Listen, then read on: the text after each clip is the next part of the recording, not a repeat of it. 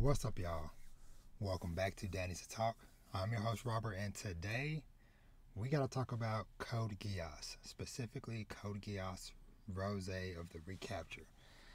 So, I just finished watching episode 7, and it made me realize I got to say something because there is not enough love and attention for this series for a multitude of reasons, but I just had to do something. Even in my little corner of the internet, I was like, I gotta sit down and I gotta record something, even if it's just short or whatever. I need to say something. So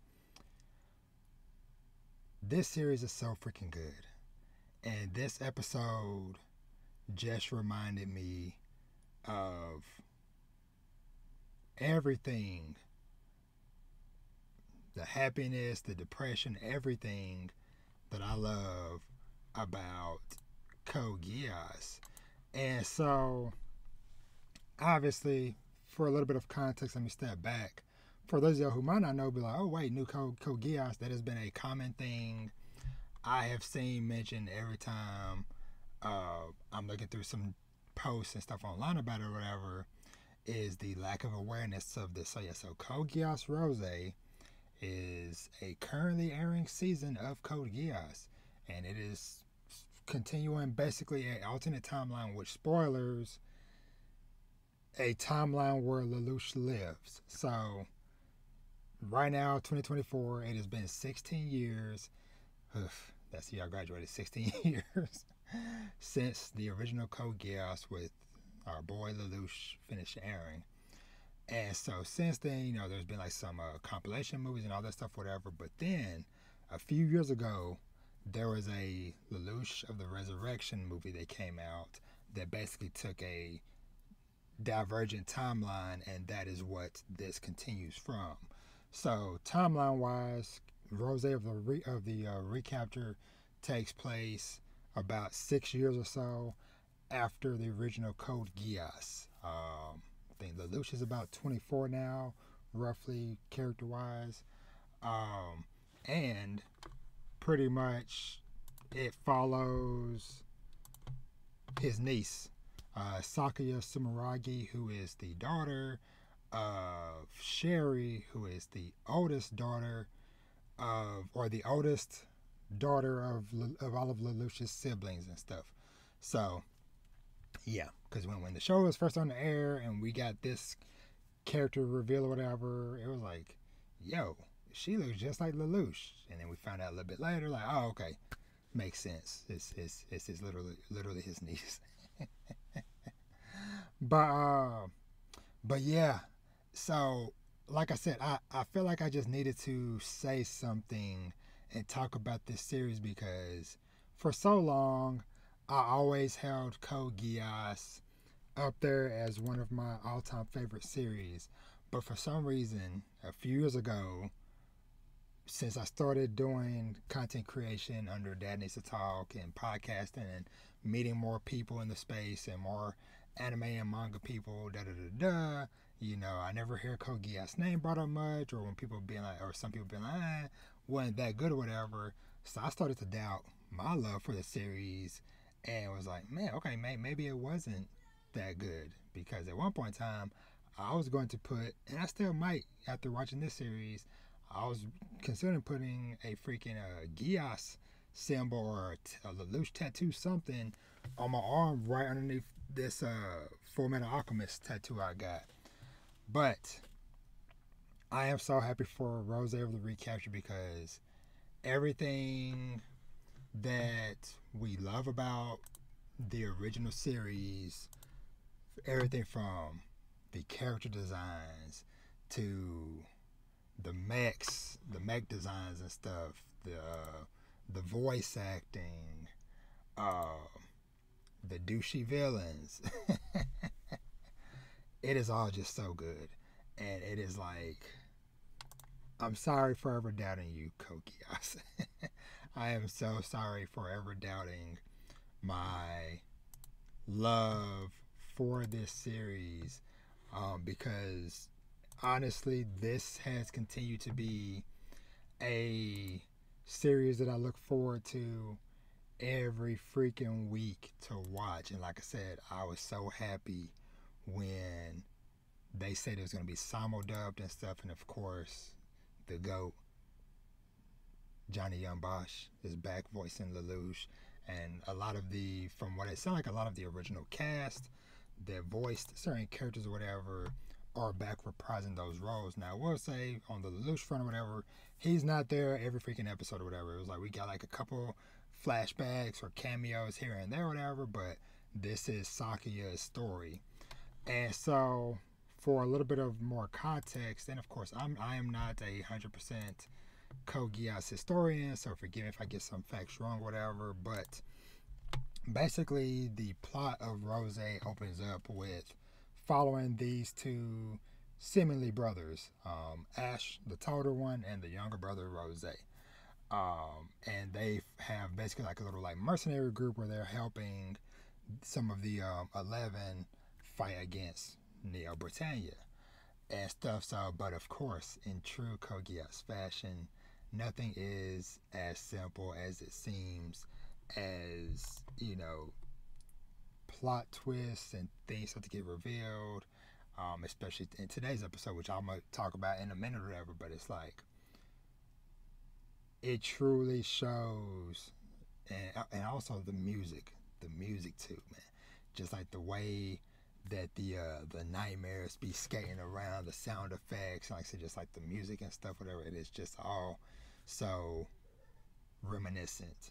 And like I said, just really just reminds me of why I really like this series and why I was like, hey, I don't have the biggest channel, the biggest reach, but I was like, if I can get even just one person to be aware of this series, somebody that maybe they loved Code Geass back in the day, and you were one of the many people out there who have no clue that there is a new series or whatever, well, now you know.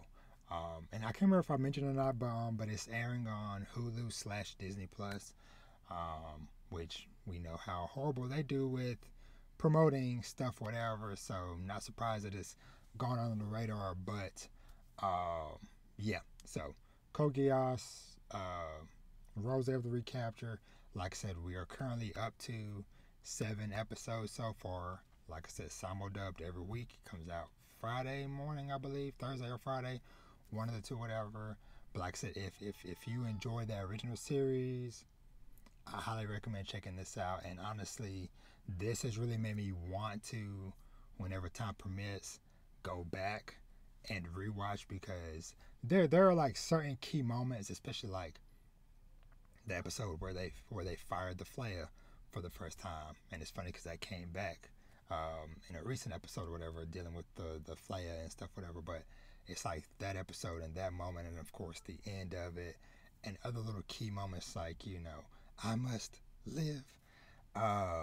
They just happen or whatever, that I have gone back and rewatched over the years, but I haven't done a full start to finish rewatch. And I definitely feel like I owe myself to do that, because like I said, it's been over 16 years since the series ended, and so I definitely would like to re-examine the series with, you know, from, you know, how I saw it when I was 16 to 18 to now being 34.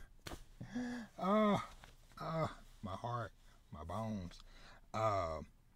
But yeah, man, like I said, go watch this series. It deserves all the love and attention. And yes, I know there's some people that are mad and upset about, like, oh my God, the timelines, it is ruined because Lelouch isn't dead, and yeah. I don't care. I still love, as a encapsulation of a moment in time, that original ending was poetic and beautiful. And I agree with y'all. It is special. But I am okay.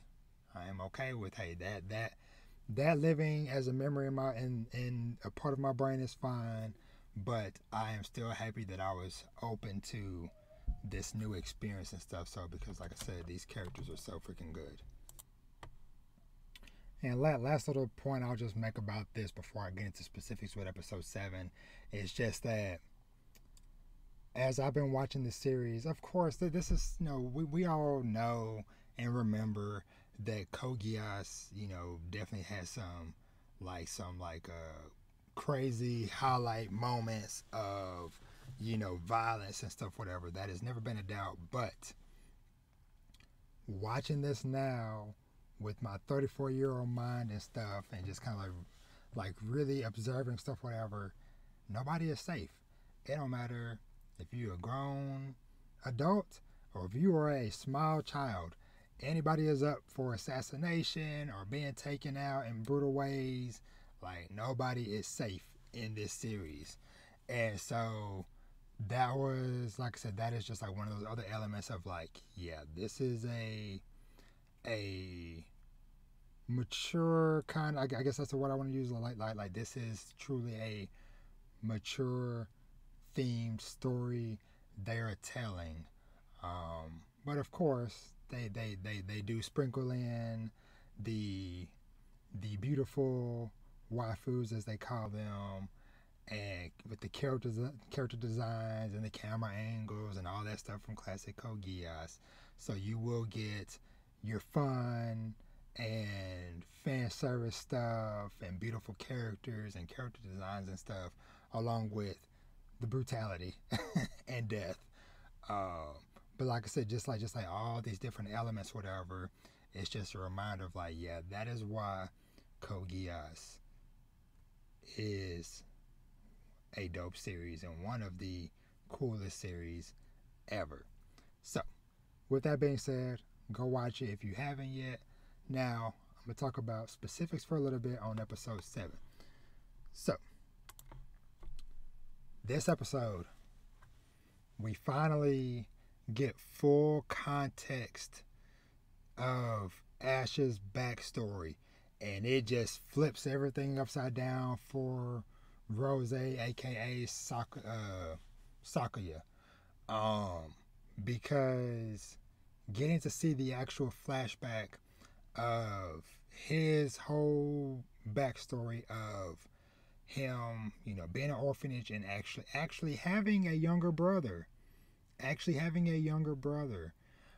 then they're going off to Nolan and living under him, and then Ash basically becoming a assassin, more or less, and carrying all this weight and burden in order to cover for his brother, because they originally, when they showed up and his brother was kind of sickly, Nolan was like, yo, hey, we'll keep Ash, the other one got to go. And he was like, no, I'll work hard for both of us, whatever. And that's what he tried to do. But yeah, so it was just kind of crazy just seeing the slow unraveling of everything that was happening and stuff. So and I had a feeling once we got this shot with them three, the two brothers and the young girl from the orphanage, them saying their goodbyes, pinky promises and stuff. Oh yeah, we'll meet up again. Da da da. I was thinking that, okay, she's gonna pop back up in adulthood or something or whatever, like in the current timeline.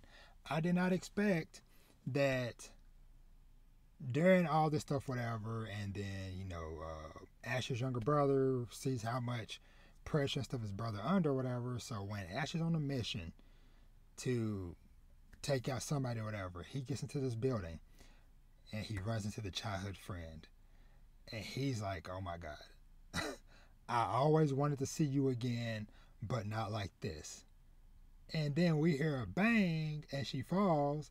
The camera pans over to his little brother holding a gun. The little brother shot her because he's like, hey, I can't let you do this by yourself, whatever. I gotta help. But of course, that just leads to a whole big boondoggle of a situation and stuff. And so they come back, and he's talking to the Ashton in front of the council or whatever. Like, yeah, I kind of, we ran into an old acquaintance or whatever, and it kind of threw me off my game or whatever. Then his younger brother's like, no, it is all my fault. And then Nolan is just like, all right, double sword, lift him in the air, like 2 swords through him, like he's Roger from One Piece. And it's like, oh, not only did the younger brother take out the childhood girlfriend, but old dude was just like, this sickly boy gotta go. And that just broke Ash.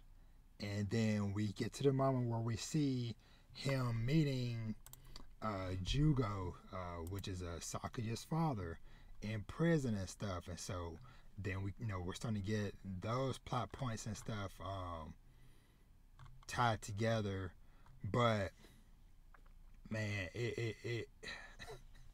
it was just so crazy. And then also with that getting when they were trying to escape the prison, and then Jugo, asking Ash to watch out for his daughter, to basically protect his daughter, whatever. And so once we get through all this, whatever, and then Sakuya learns that truth of that basically she pretty much forced Ash to do something that he was already going to do anyways. And so all this time she thought that he was the one that killed her father and all this stuff, whatever.